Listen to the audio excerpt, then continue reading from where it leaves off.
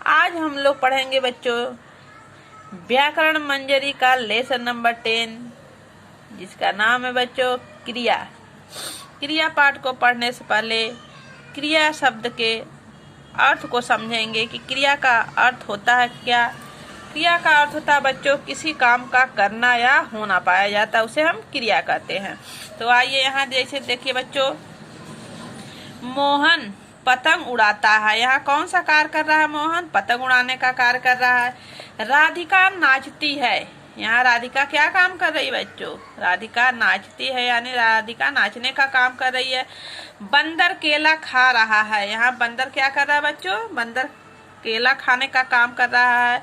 तो क्रिया का मतलब होता है बच्चों किसी कार्य का करना या होना जहाँ पाया जाता है वह क्रिया होता है। तो आइए इसकी परिभाषा को पढ़ते हैं। जिन शब्दों से किसी कार्य के करने या होने का बोध होता है उन्हें क्रिया कहते हैं। परिभाषा में दिया है ना बच्चों, जिन शब्दों से यह ज्ञात होता है कि यहाँ यह कार्य का होना या करना पाया जा रहा है तो वहाँ क्रिया होता है। जैसे यहाँ मोहन पतंग उड़ाता है, राधिका नाचती है, बंदर केला खा रहा है। तो यहाँ तीनों कोई न कोई काम का होने का बोध हो रहा है ना बच्चों। मोहन का पतंग उड़ाने का, और राधिका का नाचने का, और बंदर का केला खाने का। तो ये तीनों क्या है बच्चों? क्रिया है। फिर देखिए बच्चों धातु। धातु क्या होता है बच्चों? प्रत्येक क्रिया का एक मूल रूप होता है तथा क्रिया के मूल रूप को हम क्या कहते हैं बच्चों? धातु। हंस, नाच, खा, पढ़ आदि ये सब क्या है बच्चों? धातु। आइए अब कुछ क्रिया के धातु रूप तथा सामान्य रूप को देखते हैं। सामान्य रूप क्या है और धातु रूप क्या है बच्चों? प्रत्येक क्रिया का मूल रूप होता है, यानी देखिए बच्चों पढ़ प्लस ना, पढ़ना, यानी हमारी जो पढ़ना शब्द बना है वह किससे बना है? इसके मूल धातु क्या होता है बच्चों? पढ़ से पढ़ना बना। पढ़ क्या है? धातु है। लिख प्लस ना, तो इससे क्या बना है बच्चों? लिखना। तो यानी यह सामान्य रूप क्या होता है और धातु रूप क्या होता है, यह दोनों समझ लीजिए। धातु जो इस शब्द से सामान्य रूप बनता है वह उसका धातु रूप होता है। खेल, खेल शब्द से क्या बनता है? तो खेलना। तो खेलना क्या हो जाता है बच्चों? सामान्य रूप हो जाता है। हंस का हंसना, गा का गाना, खा का खाना, उठ का उठना। तो धातु आप लोग जान गए बच्चों। क्रिया के मूल रूप को हम क्या कहते हैं? धातु। क्रिया यानी पढ़ना, लिखना, खेलना, हंसना, गाना, खाना, उठना, ये क्या है? क्रिया है ना। तो इसका मूल रूप किस शब्द से बना है? किस धातु से बना है? पढ़ से। पढ़ना बना तो इसका धातु है खेल। पढ़, लिख, खेल, हंस, गा, खा, यह इसका मूल धातु है क्रिया का बच्चों। इसमें ना लगाने से इसका सामान्य रूप बन जाता है क्रिया। अब नेक्स्ट देखते हैं बच्चों क्रिया के भेद। कर्म के आधार पर क्रिया के कितने भेद होते हैं? कर्म के आधार पर क्रिया के कितने भेद होते हैं? अकर्मक क्रिया और सकर्मक क्रिया। अकर्मक जैसा कि नाम से ही स्पष्ट है बच्चों, अकर्मक जिसमें कर्म नहीं हो, इसमें कर्म नहीं हो वह अकर्मक होता है। सकर्मक जिसमें जो कर्म के साथ हो उसे सकर्मक क्रिया कहते हैं। तो यहाँ देखिए बच्चों, बच्चा रो रहा है। बच्चा रो रहा है, इसमें बच्चों कर्म नहीं है, बस बच्चा रो रहा है, बस क्रिया है बच्चों और संज्ञा है। हवाई जहाज उड़ता है। हवाई जहाज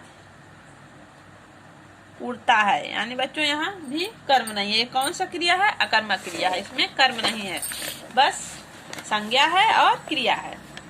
फिर बच्चों उपयुक्त वाक्यों में रो रहा है तथा उड़ता है, क्रिया का कोई कर्म नहीं है। यहाँ कर्म का फल केवल कर्ता पर पड़ रहा है। कर्म का फल बच्चों सिर्फ कर्ता पर पड़ रहा है, अतः यह अकर्मक क्रियाएं हैं। जिन क्रियाओं में कर्म की आवश्यकता नहीं होती है वह कार्य का फल सीधे कर्ता पर पड़ता है, उन्हें अकर्मक क्रिया कहते हैं बच्चों।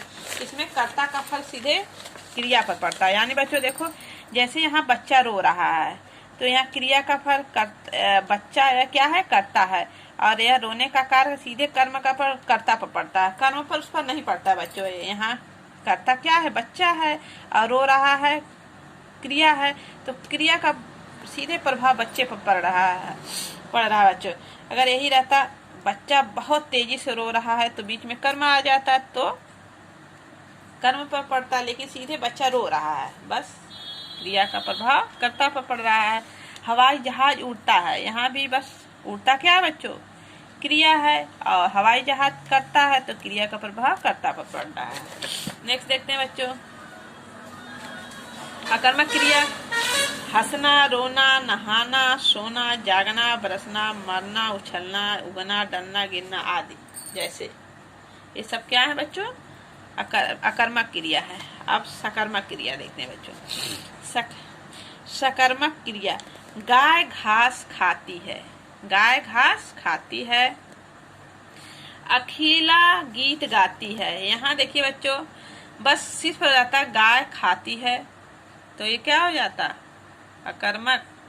लेकिन गाय घास खाती है, यहाँ खाने का काम किससे हो रहा है, घास से हो रहा है। यहाँ सीधे बच्चों क्रिया का प्रभाव सीधे कर्ता पर नहीं बल्कि कर्म पर पड़ रहा है, घास पर।